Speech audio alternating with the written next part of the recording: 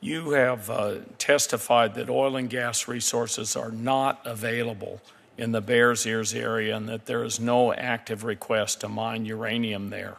However, your own department produced documents during the review showing that there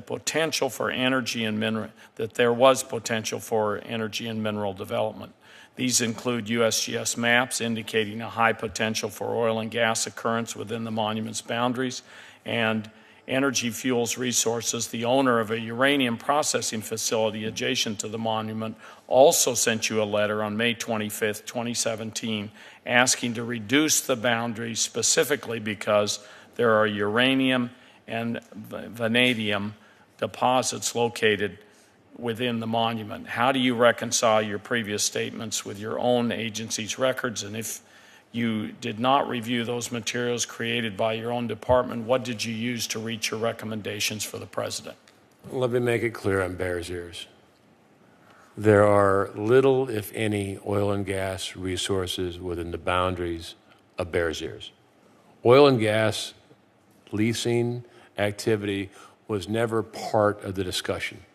In Bears Ears, after the revised boundary, after I restored 400,000 acres of wilderness back to wilderness, and you and I both love wilderness, after I restored a national forest back to national forest, the revised boundaries are still larger than Bryce Canyon and Zion combined, and the real action was opening up public land for public access and stop road closures and making sure hunting and fishing can be enjoyed by everybody.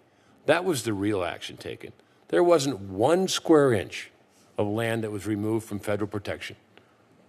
But I do listen to states as earlier, and when every member of the Utah delegation, both in the House and the Senate, and the governor, and the state legislature, all probably wanted it to be rescinded, it was a decision and a recommendation to me that the borders be revised to protect the assets that are in there, the antiquities, which are absolutely true. And in New Mexico,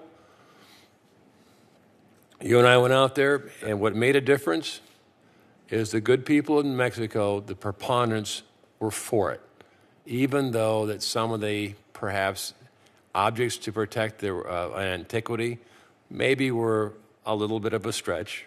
As you know, the World War II bombing crater that you couldn't see except when you, by Google Earth, that was told to me in a straight face, it looks like a World War II battleship. Now, I thought it looked like Jesus. But, you know, even that, I said, at the end of the day, the good citizens of New Mexico, both the state senators, most of the representatives and your governor were all comfortable with it, so there lies the decision. Yeah.